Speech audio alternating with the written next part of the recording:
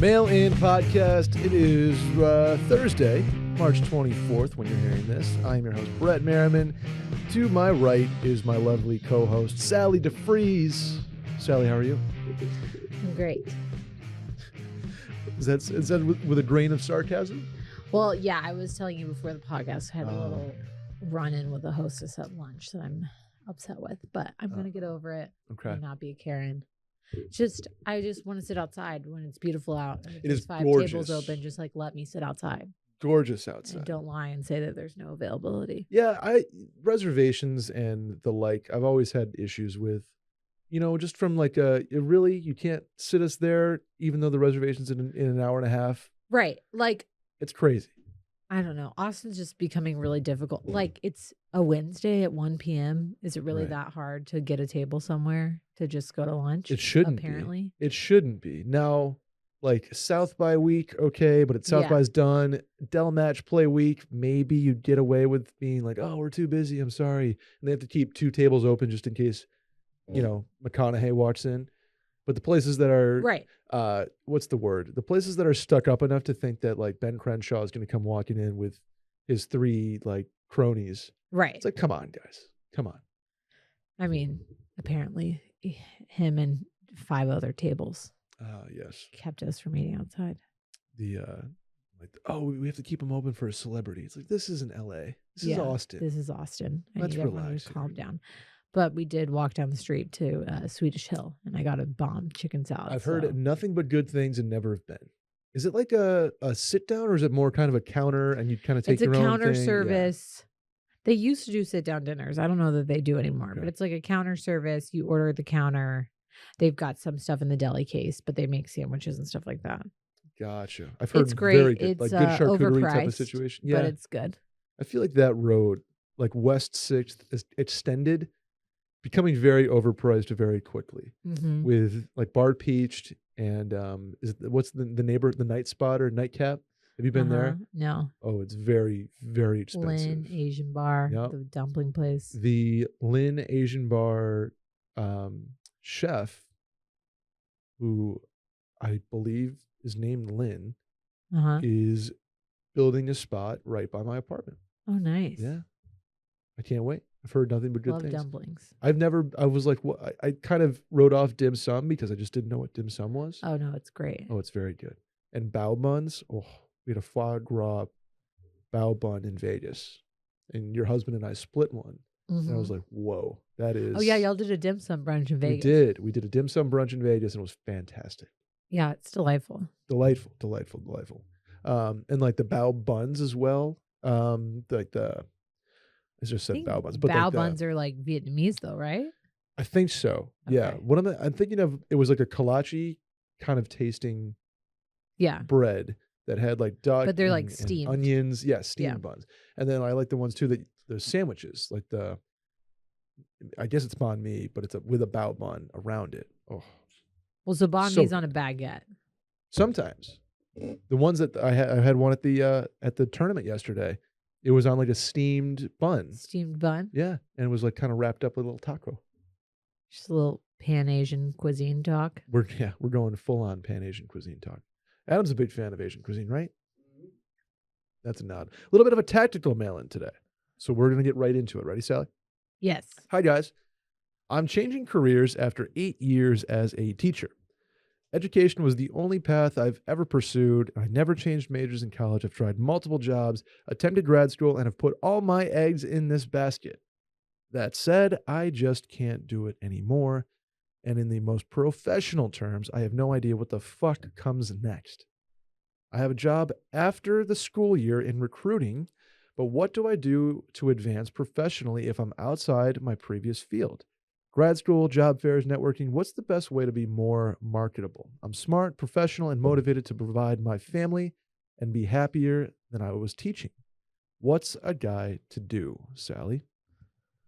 And I feel like, by the way, from a teacher standpoint, I know 3 or 4 teachers. 3 of the 4 have done this in the last, I guess, year and a half. Alyssa Ruff did this. For what I would assume is a very specific reason. Not Alyssa's case. I just mean teaching in general because it's just become so hard lately. Yeah. Shouts to all the teachers. Shouts to teachers, and it's sad, frankly, that they're not supported more, especially in an environment where their worlds have been flipped upside down in terms of in-person, Yeah. education. But anyway, it's crazy. Yeah. So, I mean, we really should have had Alyssa on to answer this question, but in Alyssa's case, she left because she got a really good opportunity to do some sort of sales position, I think. Okay. If I'm thinking correctly. I think you're right. And I know, Alyssa and all my other friends who are teachers, most people who are teachers love the actual teaching part itself. Yeah. It's just the all of the bureaucracy and the society, all the shit that's going on in our society right now with COVID and the politics the and pay, whatever. It's making it horrible to be in education. Right. So shouts to the people who are choosing to do it and sticking through it. But totally understandable why you would leave. Anyway, that all being said, most people who have second careers are the people that I have met have actually been teachers first. And I feel like having a background in education actually makes you really marketable. Absolutely. Yeah. Because if you think about it, you not only are dealing with teaching young children, which God, the skills that you have to do that, patience and responsibility and the organization. I mean, just every skill you need as a worker, but also you are dealing with parents. So you're dealing with two totally different types of people. It's almost like being a manager and dealing with upper management because you have to be the go-between. Right. Between parents and kids. Which is not an easy place to be. Right. So just for starters, have some confidence in the fact that you're in a great position. And even though it feels like maybe the only thing you've ever done is education, all of the skills that you have are totally able to be applied in other areas. Right. It's social skills constantly in multiple fields. Right. It's depending on what you teach, if there's a certain discipline or if you're sort of like an elementary educator where it's sort of all in one, you are building skills in multiple areas across the board constantly. And especially in terms of communication, especially in terms of reading people and dealing with personalities, there are, I'd argue, unlimited career paths, maybe like computer science or something like that, or maybe you don't necessarily want to go from teaching for 6 years and jump into a med school program, or maybe you do, fine. But there's stuff that translates right away. I think recruiting is a great one. Right. And my kind of idea here is that, okay, you have the recruiting job full-time lined up that sort of can act as a bridge if you need it to, and really kind of find yourself from a professional standpoint. Maybe it's a hobby that you potentially could turn into a career down the line. Maybe it provides you a great opportunity to have a stable paycheck doing something that is new. And maybe it's outside of your comfort zone now, but I think you're going to find familiarity in it kind of automatically. And then sort of allow you to search and hear different perspectives on what might be next. I don't think you need to decide what's next, especially once you have something locked in. Right. Kind of let that come to you in a way instead of forcing it and committing to something so immediately. Well, and recruiting itself is a great profession to be in, to be making connections with people. Right. That too. Yeah. That's built in to the job. So what a great jumping off point for this guy. You have all of these skills and you've got this experience, and some people will, obviously you can't walk into an operating room and be a surgeon, but you can do a lot of jobs having been an educator. Sure. I think if you were super passionate about something that requires grad school, then go to grad school. But I don't think that grad school is very necessary unless it's very specific to the thing that you want to do. Yeah, absolutely. And I think, like you said, you're in recruiting, use that as an opportunity to network and see what you like, and take time to actually decide, do I enjoy this part of the job? Do I enjoy being with adults face to face every day? would I rather be corresponding via email, or do I like going out to lunch with people? Like, do I like, what parts of my job did I really enjoy before that I'm still doing now that I can, like if the sales part of you is really, you really like that, then do something in sales or do real estate or do something like that. But find out what you like about the job that you did and that you're about to do. That's right. And then the other thing is with teaching too is you've already built up these credentials. Right. You can go back if you really really want to. And they will take you back. Yeah, right. And no matter where in the country you are, there's going to be a teaching job or a position for you. I mean, it's the same thing with nursing. Like Exactly, you can yeah. leave nursing and do something else or go into a different field or a different part of nursing, and like a hospital will always hire you. I mean, barring you like killing somebody, they will hire you back. There you go. So, you know who I would hire in a heartbeat? Who? Green Chef Sally.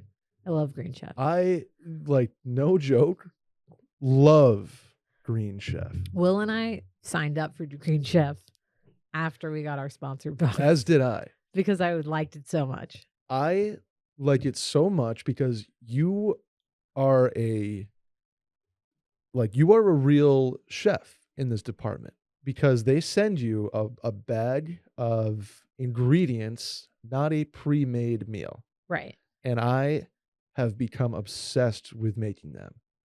And it's literally changed my life. And I'm trying not to be too dramatic here. It's changed the way I look at cooking.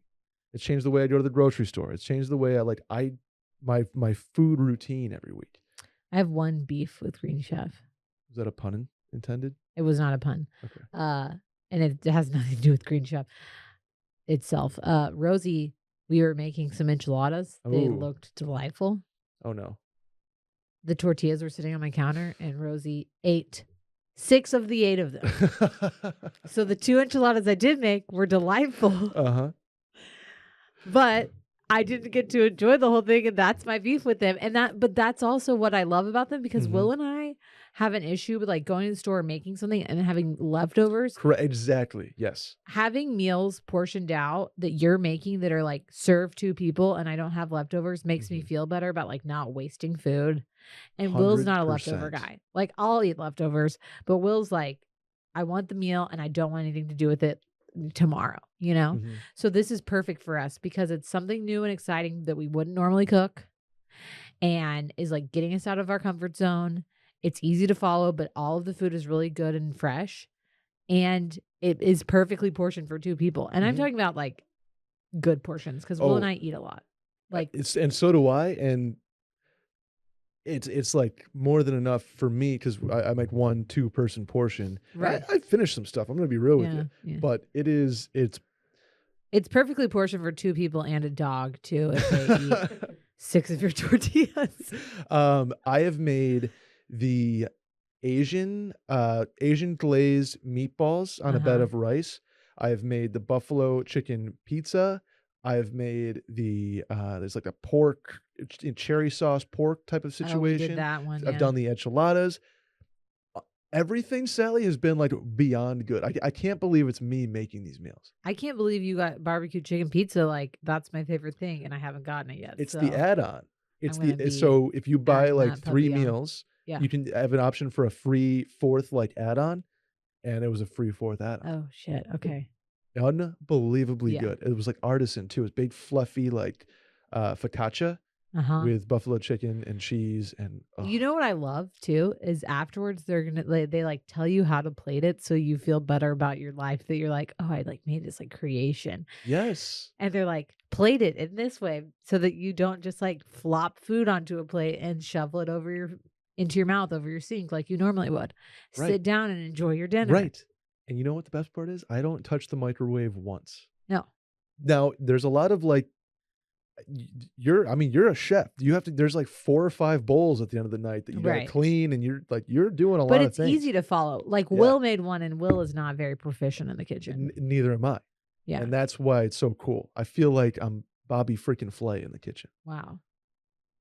Go to greenchef.com/mail130 and use code mail130 to get $130 off plus free shipping. That's again, go to greenchef.com/mail130 and use code mail130 to get $130 off plus free shipping. They are the #1 meal kit for eating well. And by the way, just one more, two more things. One, if you're single or live alone, perfect. It's absolutely perfect. You don't waste food and you have your meals kind of planned out for you. And two, if you want to eat really, really well and eat, rabbit diet, they have those. And their salads are really good. If you want to eat kind of medium range and have some carbs still involved, where your boy is, there's shrimp and scallop pasta fettuccine. That Unbelievable. one's delightful. So you That can one's kind really of, good. there's a range. Yeah. I'll put it that way. There's a range of But what even the you need ones to that do. you're like the unhealthier, the carby ones are still not unhealthy. Right. They're really Exactly. good. Exactly. That's a pretty good read for I Green mean, Chef. I would do legit right. hyped on them. Legit hyped. Legit hyped. I get pumped when they deliver to my door. Let's do the next one, Sally. Hey, Brett and Sally. I don't know why I just said it like that, but I was in between hi and hey, so I was Yeah. like, hi. My fiance and I are interested in doing some pre-marital counseling, along with just some general individual therapy. Do you have any recommendations on where to look for or how to find counselors or mental health professionals? I'm skeptical about just Googling and reading reviews, but unfortunately don't have any close friends/family that have had their own experiences. Any thoughts are appreciated. First Okay. of all, let's what is premarital counseling from somebody who I believe has done it before? Yes. And then two, how do you find such counseling? First of all, congrats on doing premarital counseling. I firmly believe that everyone should do premarital counseling. After doing it myself, even if how much you think you know your partner, there are situations that you need to talk through that are so vital to the success of a marriage. And I was very stressed about getting married because so many of my friends talked about how hard the first year of marriage was. And I was like, what if this happens to us? Like, what if we disagree? And I knew Will so well. I mean, we've been dating for 5 years. And we did premarital counseling and continue to go to therapy actually because it's just makes our relationship so much better. Sure. But we got through the first year of the pandemic and marriage scotch-free and ended up getting pregnant. So obviously still Something's going right. But that being said, I went to Google. I literally Googled Austin premarital counselor, saw 5 people, read some reviews, picked I think 2 or 3 and emailed them. And the girl that emailed us back, who is our therapist, was the one who had the earliest availability. And I was kind of anxious to get it done because we were already kind of behind and I wanted to get a couple therapy sessions in. This was when Will and I decided to move our wedding up. So I was like, we've got to see someone before we even go, elope essentially. And I really liked her. Nice. And so we just stuck with it. But that being said, pretty much any therapist is going to tell you that if you go and you're not meshing well with them, they don't want you to keep being their client or their patient because that's totally detrimental to both of you. Why go to somebody that you just don't vibe with? A lot of times, too, you can say if they're not your cup of tea and you want to try someone else, you can even ask them for referrals to other people. Be like, hey, I just don't know that we were vibing well. Or Will and I both have had individual therapy sessions actually with our girl, but she offered to us hey, if you would rather see someone that's not your couples therapist, I have some. Oh, it's interesting. Yeah, because colleagues that maybe you can feel reach more out to. open on some things. Versus for us, it's easier because she gets our individual sides and our couple sides. Totally. But I get why people would go to different people. Yeah. So I don't really have any good tips for finding it unless it's by word of mouth. But honestly, we did Google and found somebody we liked. And I think if you have to do it a couple times to test it out, then do that. But you will know. We went to her and we had to fill out, we each filled out this very long questionnaire thing about how we deal with different, kind of a personality test and then how you deal with different conflicts and stuff like that. And so for the first few sessions, we went kind of through that together because it was like, okay, let's talk about finances. Let's talk about family. Let's talk about this and that. And now it's like, we'll go and she'll be like, what do you want to talk about? Mhm. Which obviously now we've been married and have a kid. But like, even during premarital counseling, there was stuff that was not on the questionnaire that we knew we wanted to talk about. Like, Okay. so if you already have something in your mind, Mhm. but all that being said, I think finding a actual therapist is really helpful. I know that some people have to do premarital counseling through their church when they're getting married Okay. in the church. We did not get married in a church because we moved ours up and got married at a hotel, but um there's nothing wrong with doing it that way either.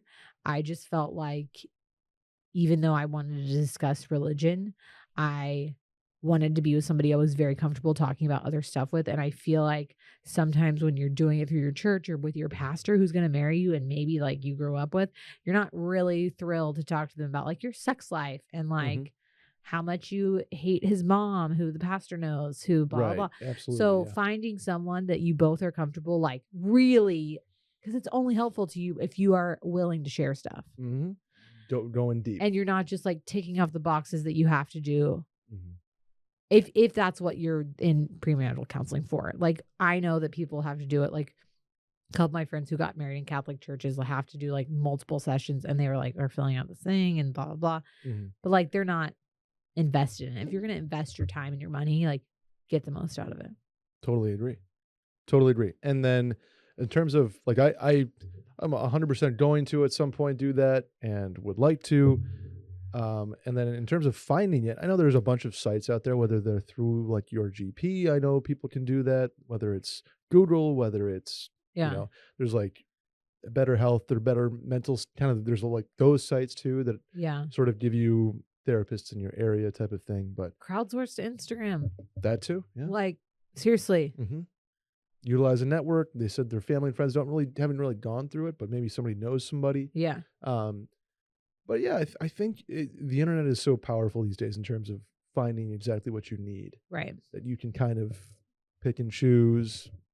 Again, reviews are helpful. I don't think you should just discount going to Google and finding them based on reviews. That's how I found my doctor, and Yeah. so there's not one standard way to do it. I think Right. everybody has a different path to it, but I think you're already winning in the fact that you want to do this and you're ready to do this. So Right. good for you. Yeah. Next one, Sal. Yeah. Hello, Sally and Brett. Love the pot. I've been dating a girl for a few months now, and I will be meeting her mom for the first time this weekend. We both moved to this new city, and our parents don't live close. As this is a first and lasting impression, I want it to go well. We will be going out to dinner one of the nights. I would love to treat my girlfriend and her mom to the dinner. Is this stepping on toes? Should I reach for the check? Should I offer to get dessert at a local spot we've been meaning to try? Been battling this one out, and I don't know what the gentleman move might be here. We're both incredibly happy, and I'm sure her mom will see that, so this is just really kind of a small overthought detail, but I'd appreciate another perspective on this. Thank you for helping myself and others more than you know. The gentlemanly move, Sally. I think pay for it. I mean, Or at least attempt. yeah. So a great way to do this and Is like take care of the card before the dinner yeah. even happens. Yeah, call before and be like, "Hey, we're coming in. The Mhm. reservations under this name. Here's the card." Or if you can do it when you get there and you're being seated, like Mhm. go to the bathroom and hand the waiter the card and be like, "I'm taking care of the check." Right. Then it's like all done. You don't have to have the awkward like grab Yep. whatever. Yep. Yep. I don't think that's stepping on the toes. I think the Mhm. mom will be impressed and thankful and probably like treat y'all for the rest of the weekend. I mean, Mhm. parents love treating kids to meals, but like no one's ever going to be like the audacity of that guy. No, Like you he know thinks what I though? can't afford a meal. This is very sexist of me. I think dads have a different opinion on that. I think some dads out there are like, you're trying to up, especially like a first time. Yeah, I think that's yeah. like you're trying to get in like too quick here, buddy. Okay, I can see that point of view. But since it's just her and her mom, I think that I this think is you're totally probably fine. okay. If you want to be even more delicate about that, you can ask her mom, kind of one on one. maybe your girlfriend's with you guys or something like, "Hey, I would love to buy dinner tonight. Is that okay with you?"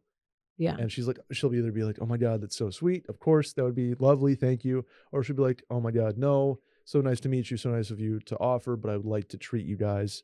This is my first time interacting with you guys. I'd Yeah. like it to be my treat." Um, Yeah, I think that's one way to go about it too. I uh, still like the just pay for it oh, I before do they even too. I have do the too. chance. But you got to at least make an attempt in some way, shape, or fashion. I think that's the gentleman move. You can also show up with a bottle of wine. Your first time, you can show up with something, Flowers. flowers, a card, or something something. Doesn't have to be too over the top by any means, but just a gesture of like, hey, I've really enjoyed dating your daughter for a few months. It's not like a Right. first date. You're just going over to like say hi. You've been together for a few months, so I think that's worth providing some sort of gesture. Doesn't necessarily have to be monetary, but some sort of gesture to say, "Hey, it's nice to meet you. Like you have a lovely daughter," type of thing. Yeah. But I think you got to make an attempt at dinner. Yeah, for sure. And then with dads, I don't know what you do. Like I think you try. You kind of like, "Hey, can I pay for this?"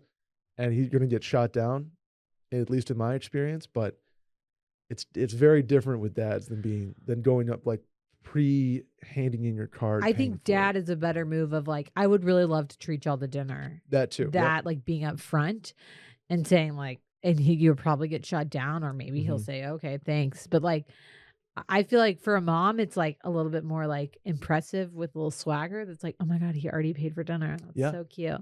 With the dad, it's oh, he offered. That's really nice. You know? Absolutely. And I apologize for reverting to, you know, societal and gender norms, but I Um, think there is a level to, especially with parents, that still kind of exists. so But I read something yesterday oh, on Instagram. It was a story, but it was actually a quote from, do you know who Tinks is? I don't. She's an influencer named It's Me Tinks on Instagram. Okay. She's best. She has a podcast. And I don't listen to it. I don't, Mhm. but I know that she does some live actual radio shows. Okay. And somebody quoted her yesterday, and I was like, that is freaking brilliant. Somebody asked, should men pay for drinks? Mm. And she said, yeah, until women make the same amount of money, until Oh tampons are yeah. free, until we get maternity leave, men should pay for drinks. And I don't feel bad about saying And that. birth control. Yeah. That should be So I free. was like, you know what? I have always felt that men and women should be equal, and that I really appreciate it when Hmm. Will and I first started dating, that he was buying me dinners and things like that, but I offered to split with him. But the way she put it, I was like, you know what? Damn right. Men should be paying for shit until women are equal. And So you want to Adam and know Brett, is start paying for our shit. I am on team women here. I'm an ally because you Yeah. know why? There's the very thoughtful side that you just presented. Uh-huh. And then there's the material side that have you ever walked into a girl's bathroom and seen the makeup and the hair products and the skincare and everything y'all do to let me It's called a woman careful tax. be more attractive. I'm air Yeah. quote. I'm please forgive me for saying this. Men, we fucking put on a hoodie and jeans and Carhartts and hey, let's go to Applebee's. Yeah. That's it. We don't spend anything on ourselves. And women take care of themselves. So we should cover the gap by paying for stuff. You heard it here first, you guys. I think that's reasonable. Okay. Let's go to the next one, Sally. Hi, Brett and Sally. I hope you guys are well. A little background on my situation. I met my girlfriend down south in July 2020, but moved to a major northern city about 9 months ago. 9 months into our relationship. That's April of 2021. We've been doing long distance and see each other when we can, but it's really starting to tear me apart. The hope was when I moved that she would follow at some point, but that's currently out of the picture as she's looking to move to a different city. I enjoy my job and like the city, but I've come to realize it's just not the same without her here. At some point, a decision will need to be made whether I stay here or follow her to wherever she ends up, because I don't see myself handling long distance for years to come. Basically, my question is my current career or my girlfriend? Yikes. Oh man. Okay. Okay, they've been dating for a year and a half, more than a year and a half, almost Yeah, 2 so years. July of 2020 they met. And they've been a long Yeah, so distance basically, yeah. relationship for a year now. Yep. A long distance relationship suck. I mean, it is what it is. Both of us have experience with them. A pro at this point. And there are upsides because I think that like every time you get to see each other, it's like a little mini vacation, but it's really hard to move into the next stage of your relationship, which is like living everyday life with somebody, even when you've been together for a really long time and like you've spent a really large chunk of time with somebody. Totally. That being said, when I was in a longer distance relationship, I got into one knowing that like there would be an end point, like that I would be done with school and move in with Will and we would, Yeah, there's so it's really, really difficult to be a part of a long distance relationship that has no end point in sight. yes. And that can be really frustrating and really wear you down. And I think that like the only thing that got Will and I through that stint was like knowing that there was going to be an end day to it. And now, did y'all discuss that? Was that inferred? Was that verbalized? Like, how did you know that that was the case? because so we were long distance when we first met because I was in Houston, he was in Austin. And then I was still planning on going to school at that point. So, but it was like in the future, Yeah. Then we had dated. I moved to Austin probably 6 months after we started dating. Okay. For the interim. And then I went to school. So then when I was in school though, it was going to be 2.5 years in Fort Worth. And you excuse me. That's, the date that it sort of ends, right? And or at least so that's the before date I that a decision moved, will happen. And at that point I knew that we were going to get married. So it was like, okay, I'm going to do this. And then when we're done, we'll be engaged and all that other stuff. And it ended up being less time. Ended up only being a year apart instead of 2.5 years, which was nice. But like, I remember moving and being like, okay, like December 2019, we're going to be back together, like for real. And it came, August of 2018, thankfully. But that gave me like an end in sight, like something to work towards, even though it felt really far off. And I don't know. With Will, I think I was so sure that I knew eventually one of us, had I not been in school, like we would have been married already. You know what I'm saying? Yeah. So I think it's really difficult to tell this person what to do. It's like, if you hadn't moved for your job, do you think that like y'all would be married? Do you think that y'all would be starting a life together, or would you just still be like dating? Because if this is the person that you think like, I'm going to marry her, then you need to make moves to be with her.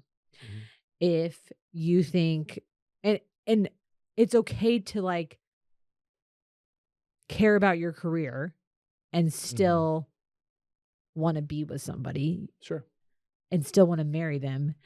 And if you want both of those things, that's okay. You just need to make some sort of like 2 or 3 year plan of like, when are we going to end up in the same city? But if you're like not sure and you're kind of just dating her and you're just torturing yourself, then what's the point? Like, why are you both doing this to each other when you're not sure that this is a relationship that you're going to keep having? Like, are you just comfortable? Are you, is it easier to date her because you don't want to date anybody else in your own city? Like, but it sounds like you want to end up with her, and it's okay to like choose her instead of your career if that's who you want to marry, right? Like, sure. Not just on that note, I think you have to make sure that it's a two-way street before you're moving for somebody with the idea of either living with them or living in the same city as them, because you're choosing them to start a life with. That's got to be a two-way street, I think. Well, and so my other question is, she is moving to possibly a different city. Right. So is her decision clear? Or is it maybe it's necessary based on. Right. Is her move also necessary for work? And this is like a okay, we're going to like battle it out for one more year and then we're going to end up in the same city. Yeah. But this is the crux that every long distance relationship has to end at some point, where somebody makes a decision like, I'm moving so that we can be in the same city, so that we can like move on with our lives together. Yeah. And if neither of you can see each other, yourself or the other person doing that, then that decision is made for you. Right. And personally, I feel like, yes, you think she's going to move to you, but if you're personally not willing to move to her, how can you expect that from her? Right. So right. Both of you have to be willing to like make it work with the other person. Both of you have to be the one who's willing to move to like further your relationship. And you can't get hung up on the details of like, well, she's not moving for me. Yeah, because it should be, that should be a two-way street as well. Right. So in terms of, career or girlfriend, I think depends on your age, perhaps your emotional, like relationship maturity, your emotional maturity, there's a lot of factors that go into this. I don't think there's a real easy way to paint everybody's situation with one brush. Right. But it ultimately, you're right, it comes down to, can you see yourself moving for this person on both sides of the relationship? And if so, then yeah, it's okay to start a new career, start a new company. Like, it's okay to do that and move for somebody. But if you're hesitant on that, then it's probably the opposite. Right. And it's okay to end a relationship with somebody because the timing didn't work out. Like, things happen when they're supposed to for a reason. I know that sounds like very frou-frou bullshit, but there's a reason when timing doesn't work out, that like maybe you weren't ready for marriage or you needed to focus on your career, because honestly, if she's the one, you're going to make it work. Yeah. Yeah. That's all that has to be said. Like, when somebody's the one, you make shit happen for them. And when somebody is like, how do you know she's the one?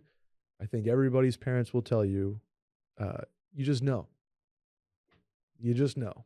And that's that.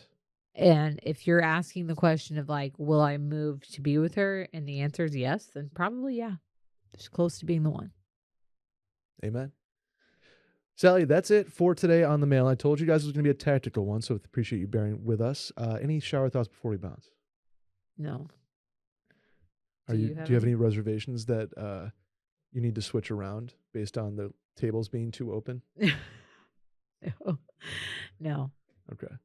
There's a hard week to get a reservation in Austin, Texas. I'll tell you that It's been difficult. Like, it's been difficult for a long time. I made a reservation for 3 months from now. Yeah. For a Monday night. Oh 3 my months. gosh. Well, it's steak frites night, but like still. Okay. It's getting impossible, you guys. I'm going to start. Sally to steak freeze. Yeah, I'm going to start. See what I did there, Adam? Yeah, I heard it. I'm going to start being like the asshole who like makes reservations like 4 months out and then like posts them on Instagrams like, do you want my reservation? $50. I'll sell them to you. Not a bad idea. No, but I honestly may just start doing that for like, just to have, so that on a Friday on a whim, when I'm like, I want to go out to dinner, I can like be like, oh, I have a reservation this place. And then I can cancel them otherwise. A ticket to a sporting event. I mean, we have an app there, Sally, a middle market for reservations. Well, there should, I mean, or secondary obviously market, you can like set yourself up for on Open Table and stuff like that, like alert me if something opens. Yeah. But there should be like a hotels tonight thing for reservation. I mean, I'm sure that actually exists. Maybe, I don't know. I'm gonna look like into a little tradesy, like, hey, I have this Sammy's reservation if you can get me yes. into like whatever. Blind Salamander, perhaps. Yeah. That's where Chris Harrison went yesterday. Really? We met up at the golf tournament, yeah. They're talking about their resi. It's Blind Salamander. What is Blind Salamander? It's over by, it's at Barton Creek. Oh, okay. It's like one of their restaurants. Anyway, that'll do it for us, Sally. Where can the people find you? Sally deFries on Instagram and Twitter. I am Brett Merriman at Schmerriman on both of those. Adam, thank you. We will see you guys next week. Bye. Bye.